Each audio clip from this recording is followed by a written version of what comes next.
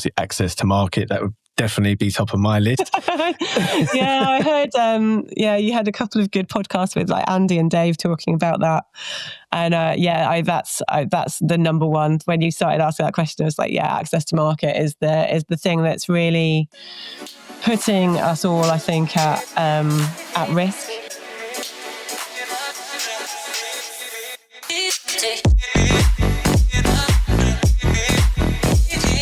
Hello and welcome to another episode of the Beer Rep Chats With. Today I'm delighted to be joined by Kate Hyde, head brewer of Hand Brew Co. Kate, thanks for joining us. Thanks for having me, Martin. You're welcome. So you can tell us a bit about your journey into brewing and how you got the job at Hand Brew Co. Yeah, sure. So it was not a typical, probably, what is a typical journey into brewing? There's so many stories out there, but mine was one of the atypical ones, I guess. My background is I studied fashion design at university in Leeds, and I went on to work in London in the fashion industry for 4 or 5 years in my 20s. I moved to Australia and worked in publishing for 4 or 5 years. And then I moved to Paris with the hope of working in a very well-revered English language bookshop on the left bank. But I turned up with very, very little of a plan and couldn't get a job there because it didn't have any jobs. It's better same in England. I was very fortunate in that my cousin lived in Paris and still does, lived in Paris. And she and her partner ran a English-ish brew pub group called the Frog Pubs. So some of your listeners might know the Frog and Roast Beef or the Frog and Princess if they've been to Paris. They're kind of quite baked into the culture there, particularly the beer culture. They've been going since the 90s. And they were like, look, do you need a job? And I said, yeah, very much need a job. And I didn't drink beer at all at the time. And I think I occasionally would have like a shandy if I was a bit hungover. And so I went to start working for them. And their big USP was they made all their own beer and served in these brew pubs all of their beer on site direct from service tanks. And part of the training, if you were going to work front of house, was that you had to learn about the beers and you had to drink all the beers. And you had to learn how to talk about them and how they were made and why they were different. And and so I kind of went on the, mandatory. It's a bit like, I suppose, the first level of Cicerone kind of thing, sort of looking through the kind of, the syllabus for that. It's very, very similar content. I sort of fell into it, really. I became very interested. I read up a lot. I started hanging around. I discovered I had a palate and just drank more different beers, learned more different beers, hanging around with brewers, working at a brewing company. I just sort of started home brewing, and after not very long, I was very lucky to be working for a company like Frog. They had a female head brewer as well. I think Tori and Paul, the couple that ran it, were really just very good at spotting talent, but ambition, anything that they could, if they could help promote, if they could help teach you and train you. I think they recognised it was good for them and it was good for you, and it would promote better relationships and lower staff turnover and things. So they spotted very early on I was picking up on the beer thing, and they put me through their in-house beer training to become a brewer. And I sort of carved myself a role within the company where I was sort of using previous experience in like marketing and publicity that I'd brought over from fashion and publishing, sort of storytelling, writing, and then also the beer making. So I was sort of working in this weird kind of hybrid job that I created for myself that was a bit of marketing, a bit of brand ambassador, a bit of sales, a bit of brewing, and a bit of all the festivals and beer tours, and kind of trying to educate people, I suppose. And because the idea was, if we can educate people and make them interested in beer, then we've got converted a customer. That was my beginnings, and I left Paris in 2019. Just before COVID, came to Brighton with my now husband, and we moved into a little flat that was just around the corner from the Hand in Hand, which is a little brew pub 200-year-old corner boozer that's had a brewery in the roof of it for about 40 years, like an old enterprising landlord sort of carved one into into the building, dropped it in through the roof. And we started drinking in the pub, and I got to know Jen, who's the founder and landlady.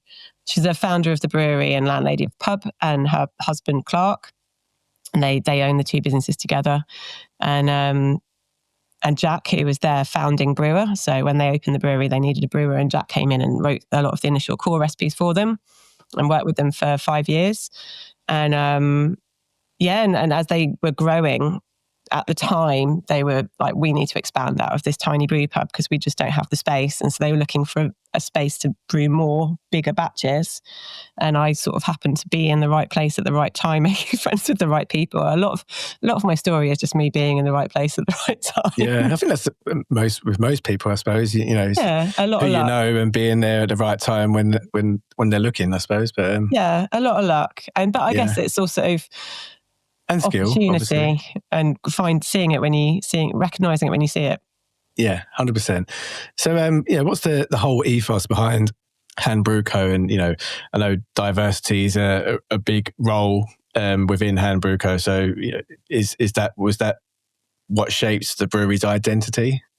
I wouldn't say it shaped the identity as such. We were very pleased to win the Diversity Champion of the Year award at BeerX last year, which I think the inaugural time they awarded it, and it was just It was this year, wasn't it? Yeah, this year. March. I was there, and I was like, I wasn't there last year, but I was definitely there this year when you won exactly it. Same. So we're very thrilled to win it this year, 2025. I feel like this year is going very quickly. It is.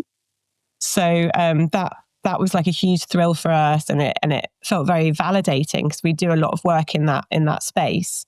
But I wouldn't say it's like a founding principle in the sense that we're setting out to be a diversity champion.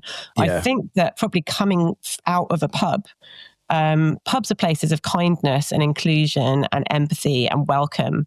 And they're places for people from all walks of life who look different, from different backgrounds, who behave differently, and respond differently to different triggers. And I think we've always, as a sensible and responsible employer, sort of in the pubs tried to employ a diverse range of staff so that when people walk in, they can see themselves reflected across the bar. Yeah, 100%.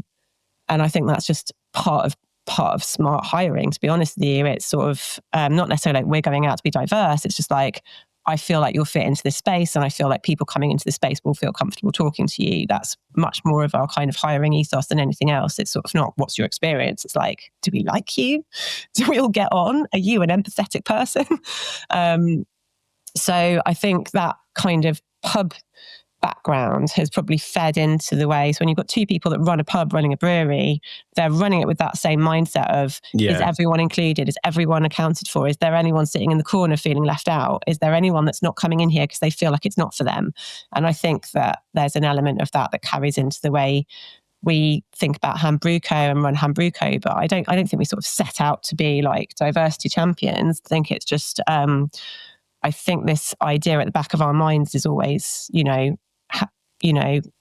we make this gluten-free? Is this, everything is vegan?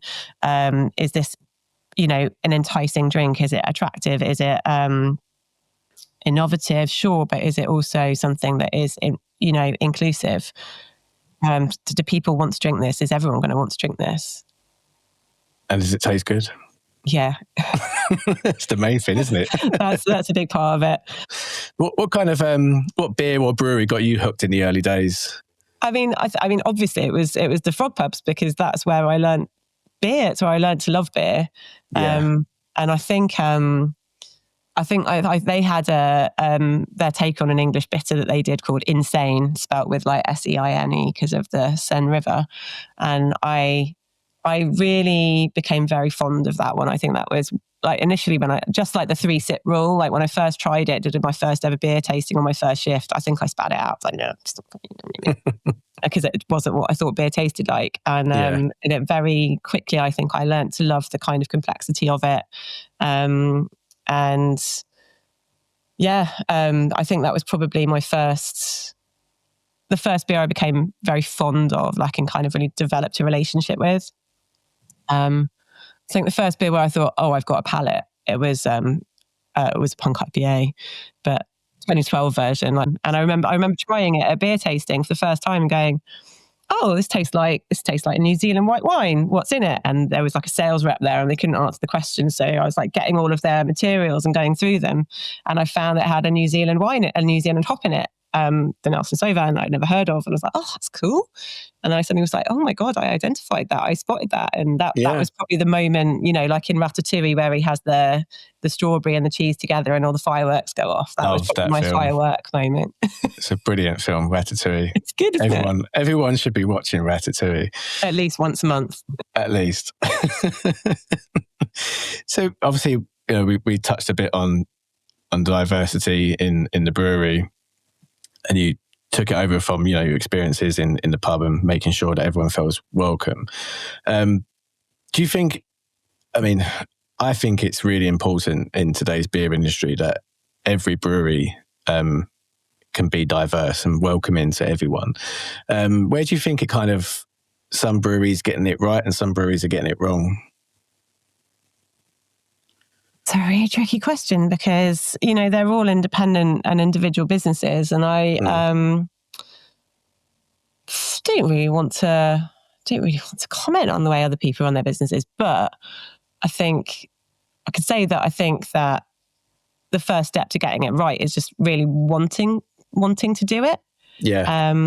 And having it, understanding that it's not a box check, it's your business will be better if you open your staffing up and your clientele up and your thinking up to people with different life experiences, people from different cultures,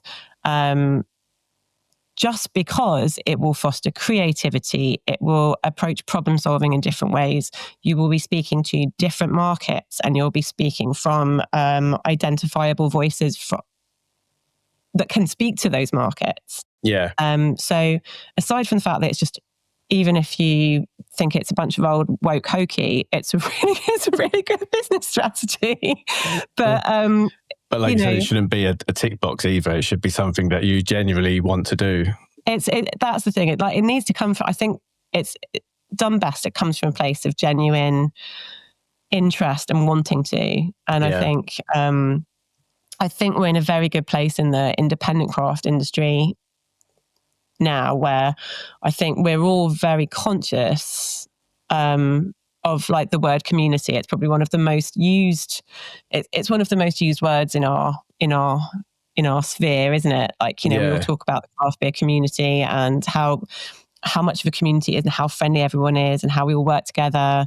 And I think that caring, sharing attitude naturally rolls over into an interest in and a desire to be diverse and inclusive. There was the panel we did at Beerax on diversity, and there was a lot of chat about things like, a service area at the bar that's sort of slightly lower, so it's wheelchair accessible, and making sure that you do have disabled access toilets. Providing feminine hygiene products, making sure that you have gender neutral toilets, or that you're not policing the genders printed on the toilets, but I think gender neutral toilets is just the easiest way to get around it. Baby changing facilities, if you've got space. I mean, if you've got room for a disabled toilet, you've got room for a fold down baby changing facility. Thinking about those benches that everyone has, big tables with the long benches and stuff, and like, are they comfortable or accessible for everyone to climb onto and get on and off of? Not everyone's legs are great. Or you're the one stuck on the end and someone gets up from the other end.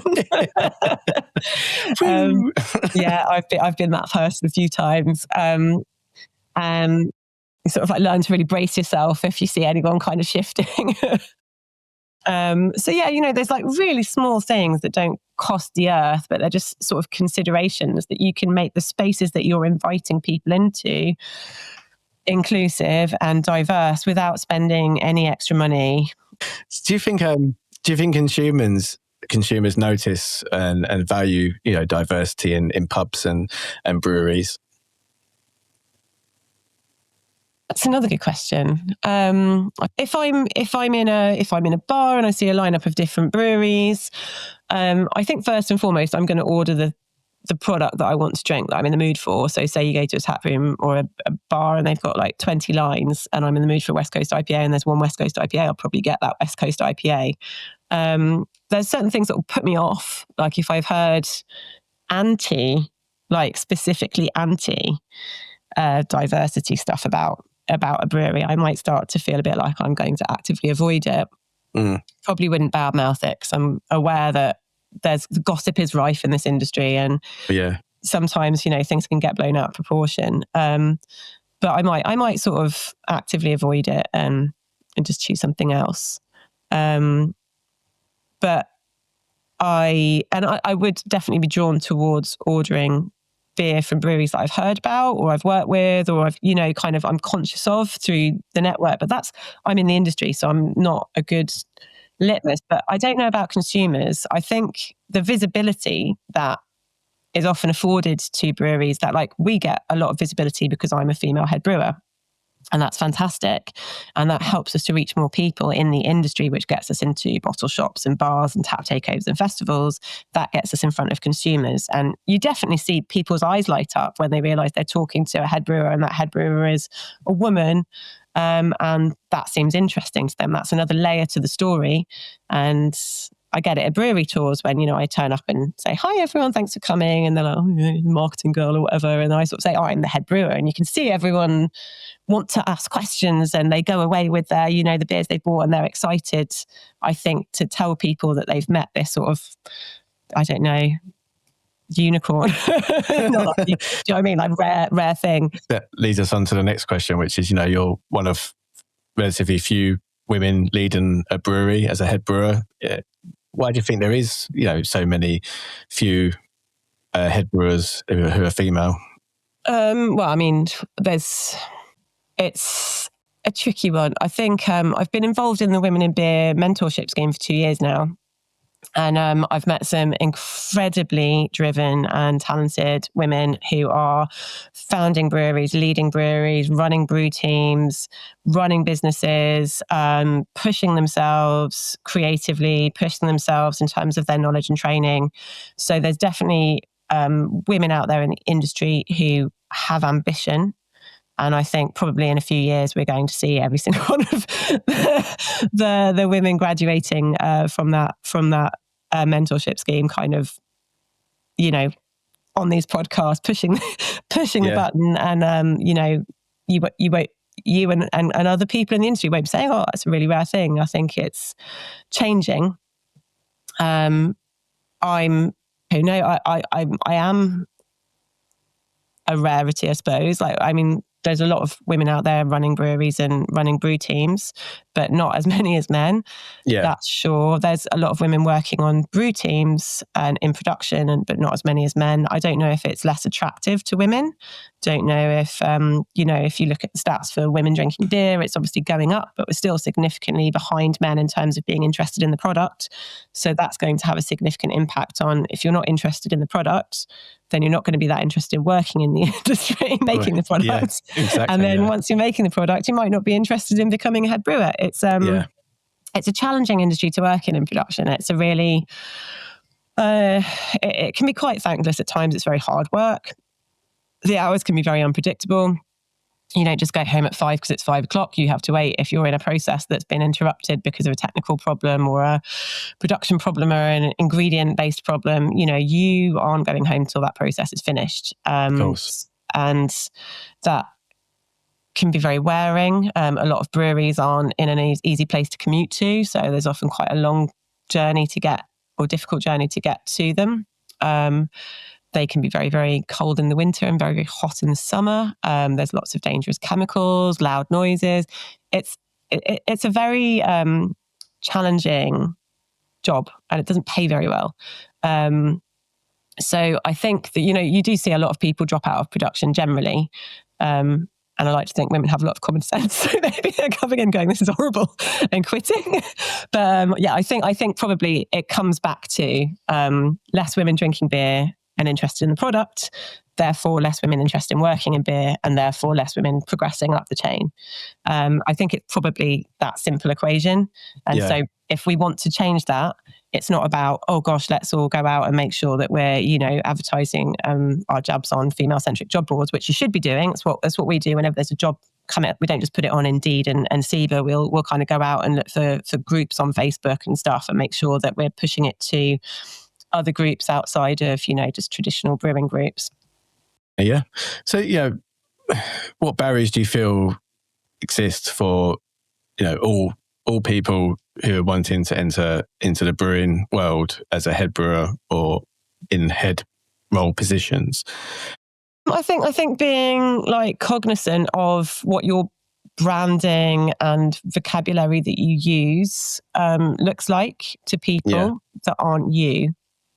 So, just, I guess, every time you come up with a beer name, run it through a couple of filters that might not be your own filters. Think about it from different directions, How would it be perceived by other people? Yeah, even though it's a funny joke to you and your mates, is it a funny, is it a funny joke? Yeah, is it poking fun at anyone, or just little things like that. Just being sort of double conscious of like the language you're using and the branding that you're using. Like if you're using imagery, what's your imagery depicting? Even again, like if you think it's funny, is it funny to everyone? Is it enticing to everyone? Again, this is just good business, aside from obviously being, an important checkbox for diversity. It's just good business sense. Yeah. Like the more people you can attract to buy your product, the more money you're going to make.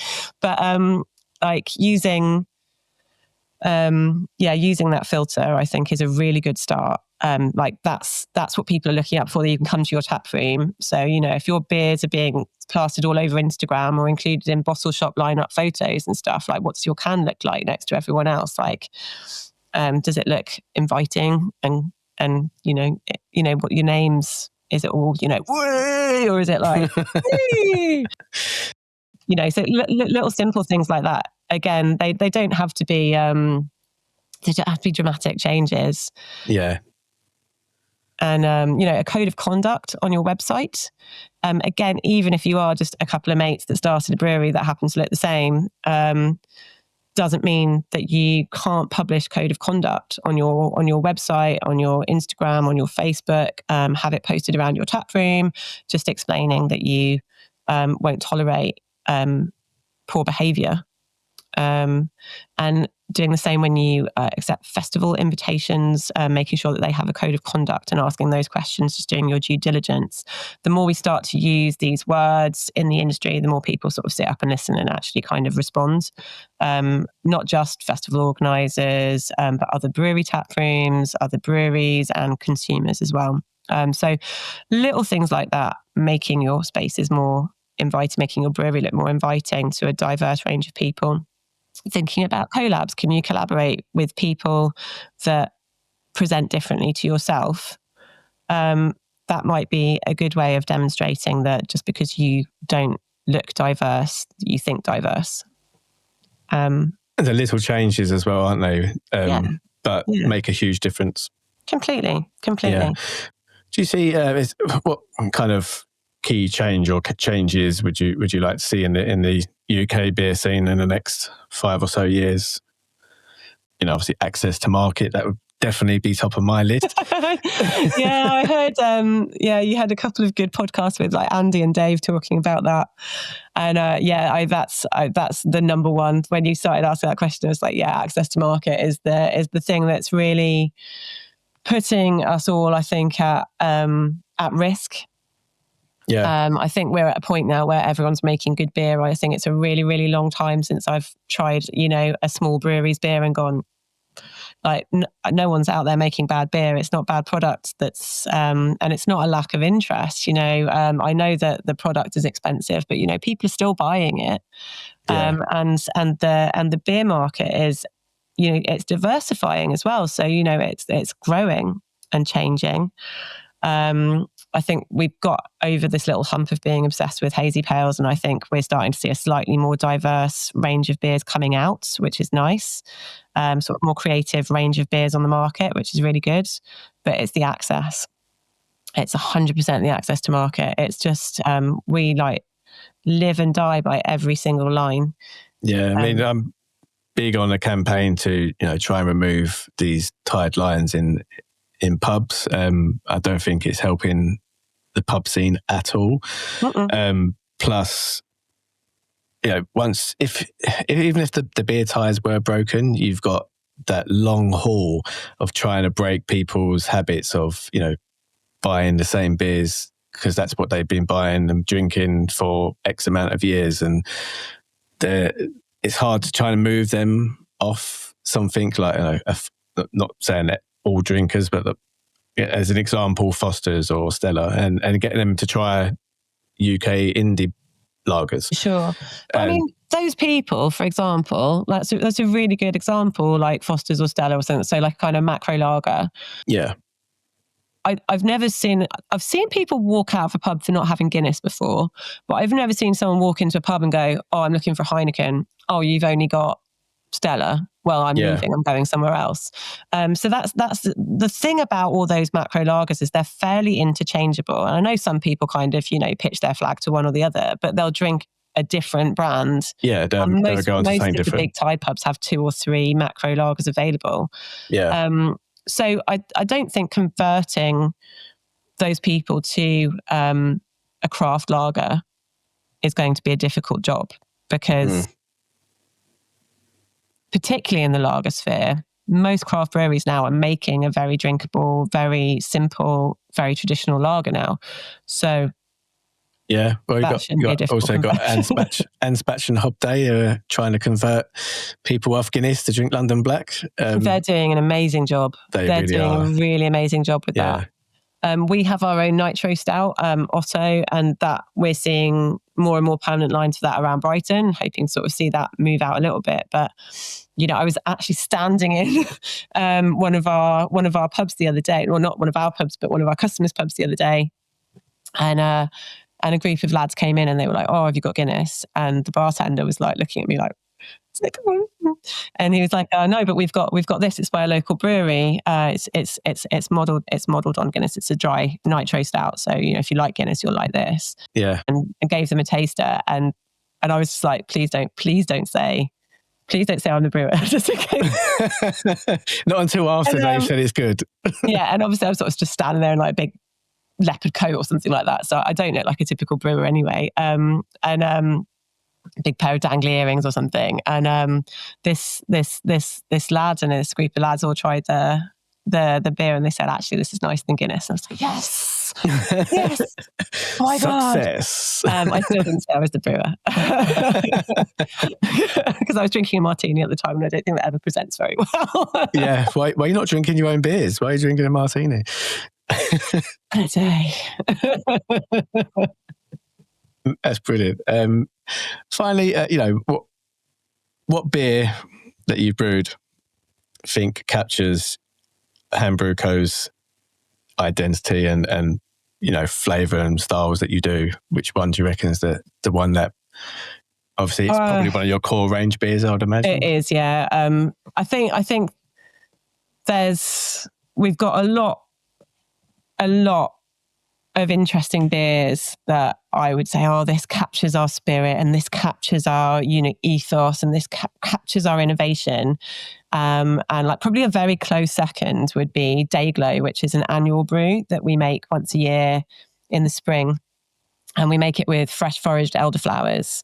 But you need a vast amount of fresh foraged elderflowers to get the flavour to come through in the beer. So we actually collaborate with all of the locals from the pub and the friends from the community.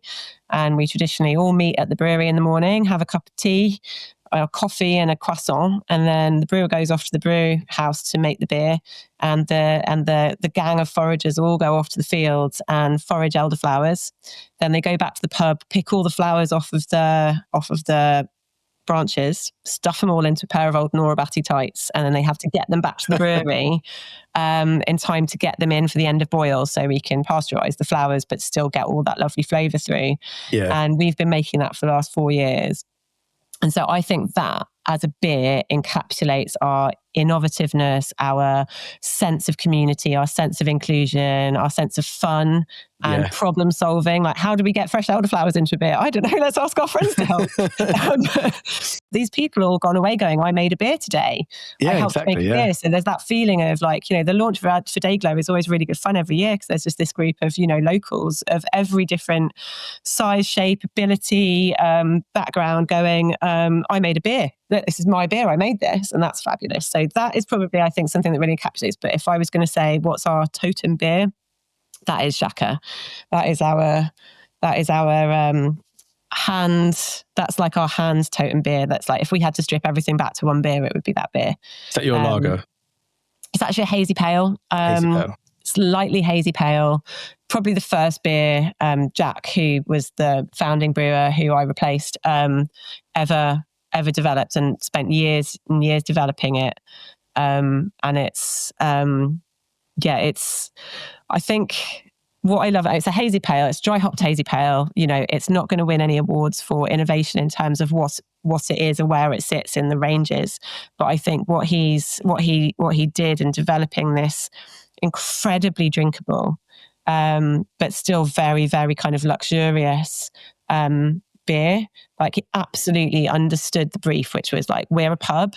We want people to drink lots of beer. So don't make something sassy that someone has a pint of and then puts it on their Untapped and then goes off down the road and has something else. Make something you can drink pints and pints and pints of, that you can absolutely love, that every time you drink it, you go, oh, that's great. But then you go back to your conversation. Do you know what I mean? Something that feels inviting, something that is, you know, the beer nerds like it and they enjoy coming back for it, and they'll always have it in their cupboard or in their fridge. But kind of the locals that aren't that fussed, you know, the kind of the average passing beer drinker, the ones we were talking about that came in looking for Stella but couldn't find one and they got given a hazy pale instead.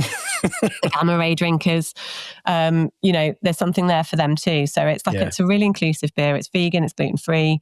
It's got this wonderful, really dry point to it. So even though it's hazy and dry hopped, it finishes quite low.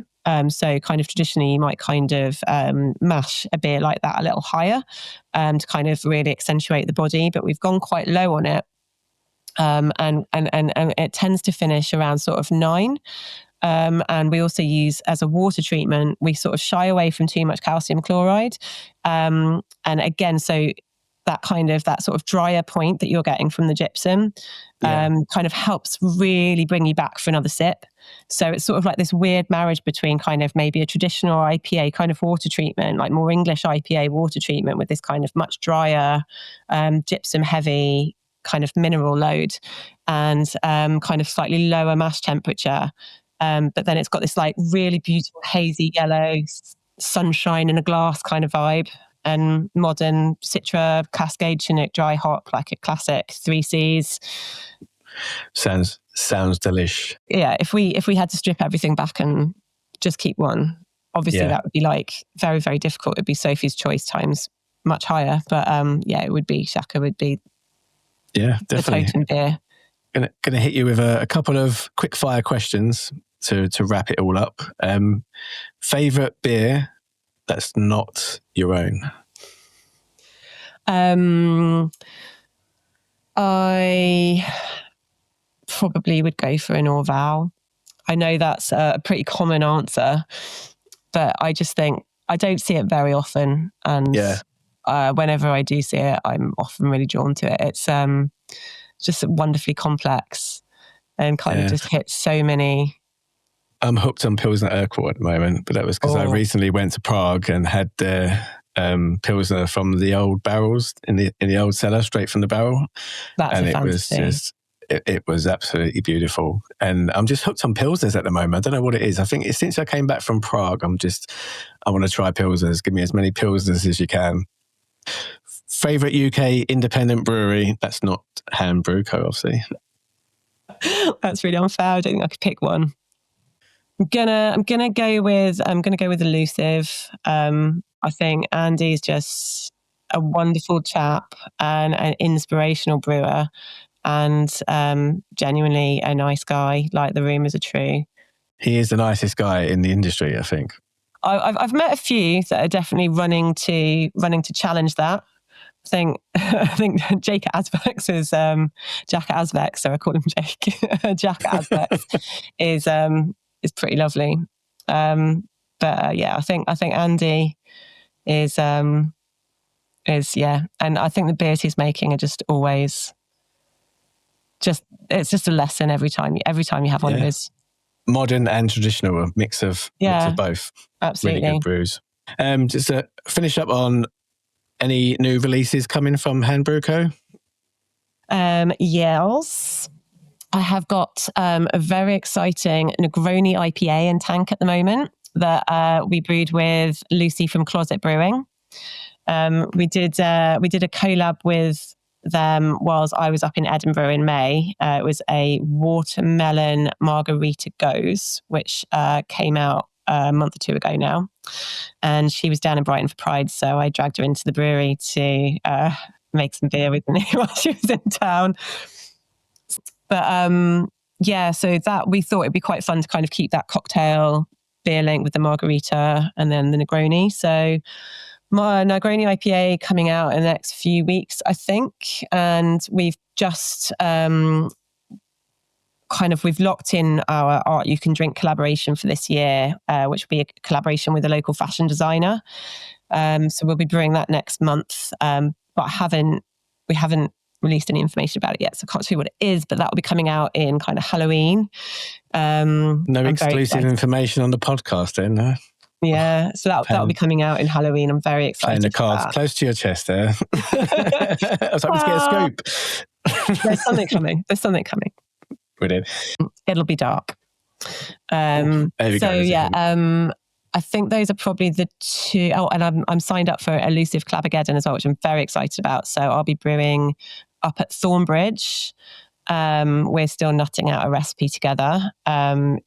So that'll be coming out as part of the Clabageddon release. And then I've got Duration coming down to brew with me in October. And we're going to make a Schwarzbier. Oktoberfest. Brilliant. They all sound amazing. So I'll be keeping an eye out. So a few specials on the horizon that I'm excited about, yeah. I'll be keeping an eye. Definitely. Kate, it's been absolutely amazing talking to you. Thanks, Martin. You're doing an absolutely wonderful job at Hand Brew Co. And a big inspiration to many women and everyone looking to get into the brewing scene. Thank you. Yeah, you're welcome. And we'll be stocking some of your beers on the beer rep for customers to purchase and try. So keep an eye out on our socials as well for that. And until a couple of weeks' time, we'll see you then. So cheers. Goodbye. Thank you. Bye. Cheers.